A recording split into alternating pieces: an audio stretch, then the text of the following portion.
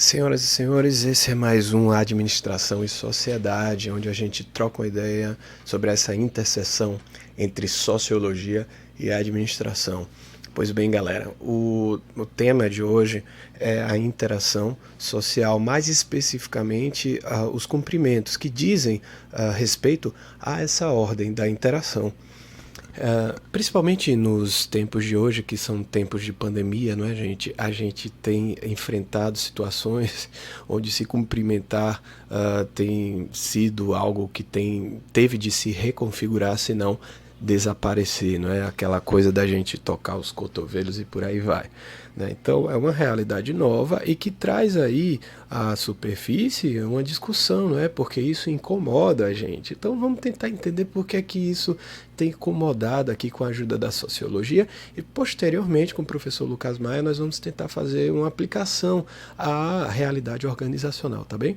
Então, gente, para começar a discussão sobre esse assunto, eu escolhi o pensamento de um sociólogo chamado Erving Goffman. Ele que era canadense, mas que teve o ápice de sua formação, que é o doutorado, na Universidade de Chicago, nos Estados Unidos, que é uma universidade que, na área da sociologia, é bastante vinculada à corrente sociológica do interacionismo simbólico. E por que eu fiz essa escolha, gente? Porque Erving Goffman, ele não parte de marcos conceituais tão macrosociológicos. Ele presta muita atenção nessas realidades microsociológicas, em que a gente pode encaixar com muito mais facilidade, sem dúvida, os cumprimentos e a interação, não é? Pois bem, meus queridos, olha só, em 1982, Erving Goffman ele foi discursar em sua posse como presidente na Associação de Sociólogos dos Estados Unidos, tudo bem?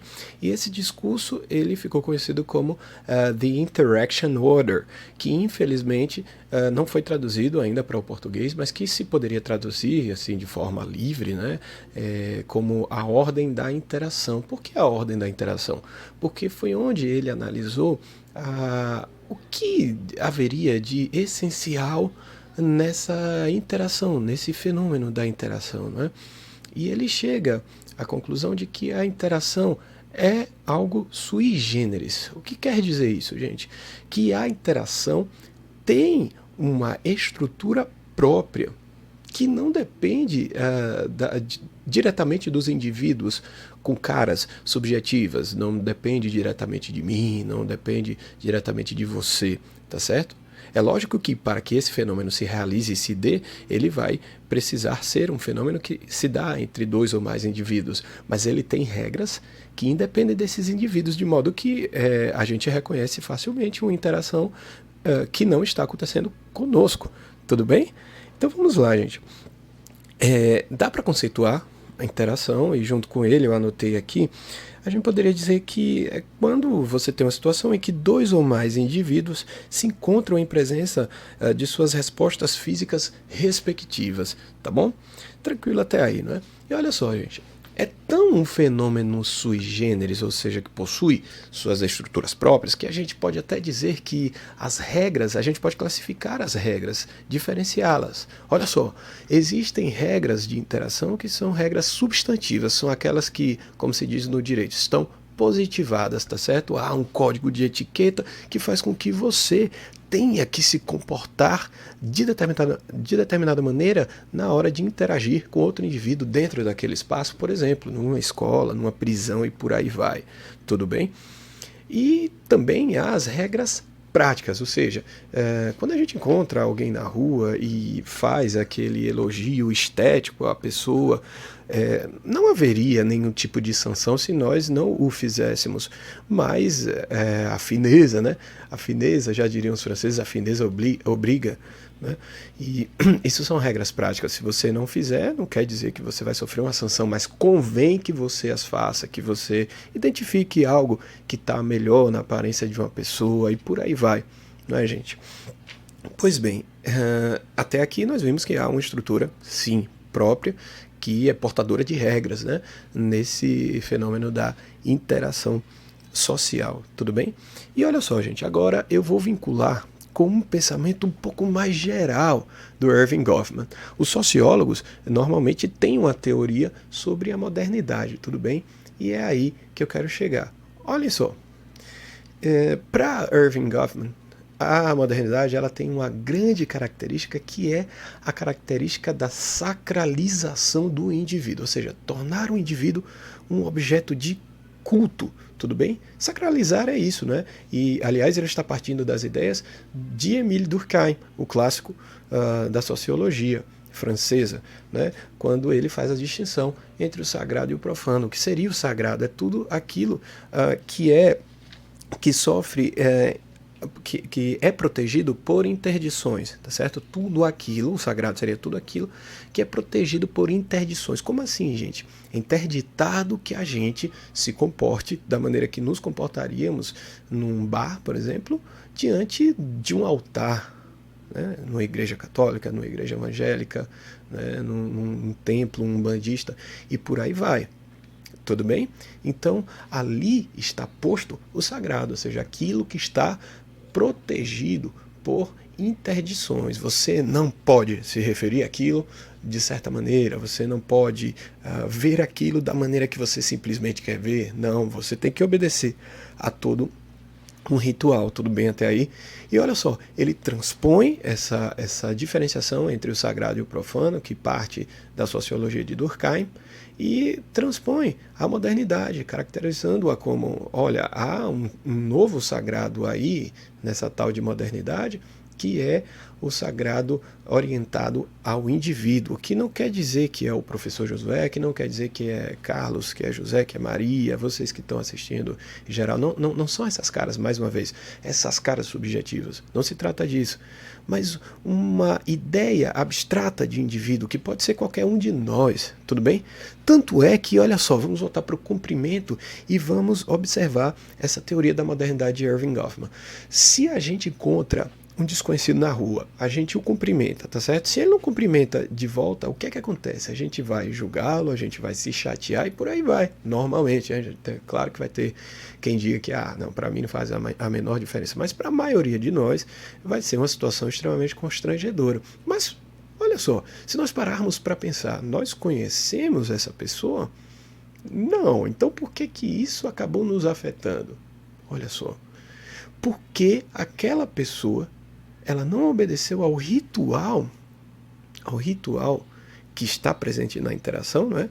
Ao ritual que cultua o indivíduo, que não se trata necessariamente de nós, tá certo? Nós ali, enquanto ideias abstratas de um indivíduo, tá certo? Nós estamos ali concretizando, transpondo aqui para a realidade essa ideia de indivíduo, né?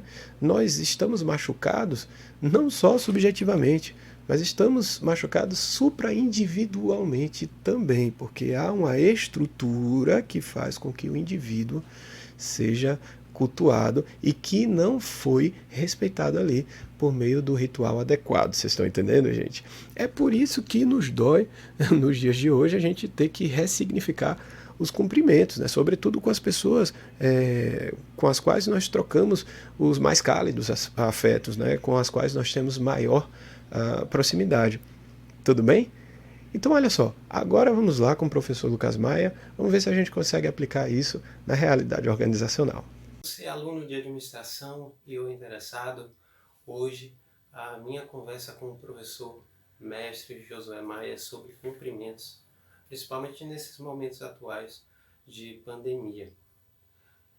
A minha contribuição será no âmbito das interações organizacionais.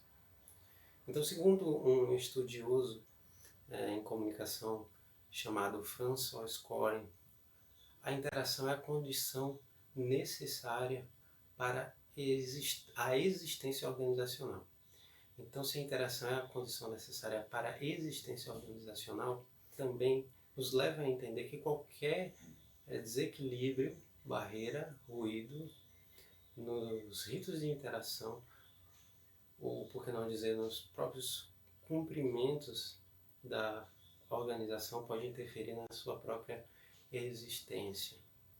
Isso me remete a QVT, a qualidade de vida no trabalho, em que a professora doutora Daniele Thaís de Barros, ela No livro de gestão de pessoas 2 da série bibliográfica UNIT, ela diz que a qualidade de vida do trabalho vai além da segurança e da saúde. Ela depende também do convívio social sadio. Olha que interessante. Reforçando essa ideia dentro da qualidade de vida, eu me utilizo de um escritor americano chamado Richard Walton, em que ele propõe um modelo em 1970 de 8 fatores que podem interferir e influenciar na qualidade de vida no trabalho. Um desses 8 fatores é a integração social na empresa. Então, a existência de um ambiente cooperativo e amigável. Olha, é claro que o cumprimento vai estar dentro disso. E para fechar, eu vou citar um professor chamado Mário César Ferreira, do Instituto de Psicologia da UNB, em que ele fala de 2 abordagens, a assistencialista e a preventiva, 2 abordagens na qualidade de vida do trabalho ainda, né? E a abordagem preventiva, que é a mais recente e revolucionária, porque ela tem um viés de entender que a produtividade ela é consequência. Então ele dá 3 dimensões dentro da abordagem preventiva, e uma dessas dimensões é a relação socioprofissional. Então a gente entende definitivamente que as relações entre os funcionários ou alguém externo que interage na organização interfere na atmosfera, que pode ser positivamente ou negativamente, na atmosfera, no clima da empresa. E retomando o François Scoren, esses ritos de interação, os cumprimentos, podem interferir não só na qualidade de vida, no trabalho, como vimos aqui, mas na sua própria existência.